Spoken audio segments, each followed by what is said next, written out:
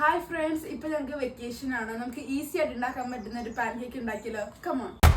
கொஞ்சம் மைனக்களே கொஞ்சம் மைனக்களே என் குரல் கேட்டு ஒன்று கூடுங்கள்.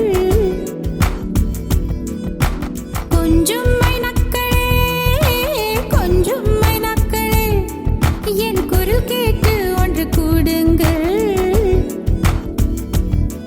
அட இன்றே வர வேண்டும் என் தீபாவளி பண்டிகை.